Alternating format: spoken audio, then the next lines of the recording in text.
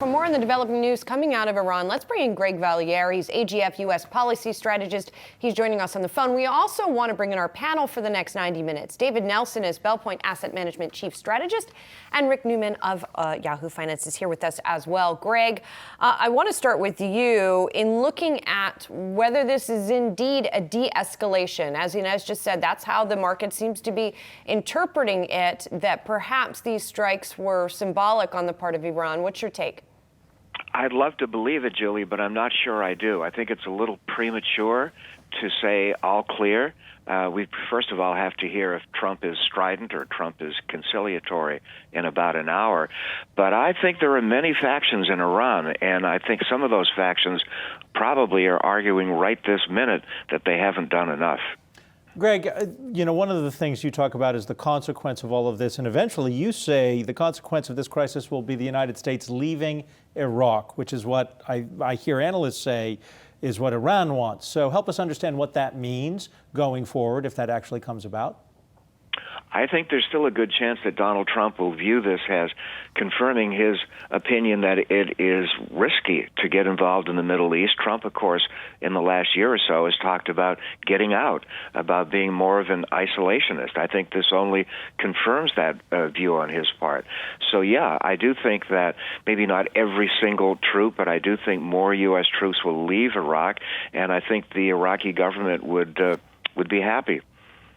Hey, Greg, Rick Newman here in New York. What are the risks and the opportunities for Democrats as they criticize what President Trump is doing in the Middle East and try to offer alternatives? Well, I see, believe it or not, I see the big beneficiary being Bernie. He is the most outspoken anti-war candidate. He'll continue that. His polling numbers have gone up a bit in Iowa. I think he's doing well in New Hampshire. I can't see him winning the nomination. I can't see him being president.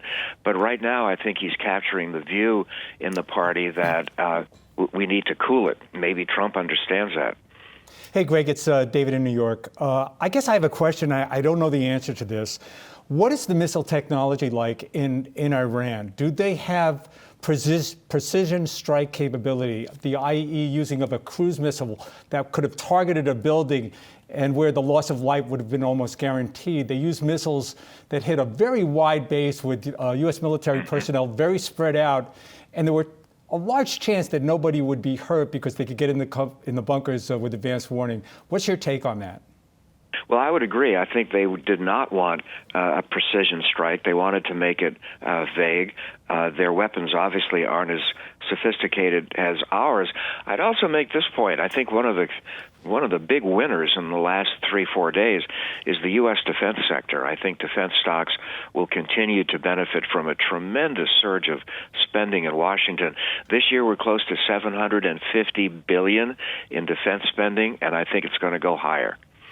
Greg, I want to come back to an earlier point you made, which is that we don't know yet what the president's tone will be when we hear his remarks in about an hour. Will he be strident or conciliatory? You also referred to what has mostly been his stance, that he did not want to get more involved in the Middle East before this latest strike. And you talk in your note about President Trump's temperament. What does this mean for investors and for foreign policy right now? Well, I think we all would have to agree his temperament can be erratic, influenced by the last show he saw on Fox. I think that a lot of the adults in the room are gone. I mean, we don't have Mattis. We don't have General Kelly. There were some really first-rate people who I think guided the president. Now he has a bunch of rookies, people who don't have that much experience. He's very thin on the policy side. So it is troubling. I think that he can be swayed awfully easily. I've talked to plenty of people on Capitol Hill who are conservative, who are concerned that this president is so erratic. Greg, thank you so much. Greg Valliere is AGF U.S. policy strategist. Appreciate it. Hey investors, Zach Guzman here. Are you interested in learning more about the markets and getting the latest financial news? Well, then click right here to subscribe to our Yahoo Finance YouTube channel. Get the latest up-to-the-minute market analysis, big interviews in the world of finance, and information on how to manage your money every day wherever you are.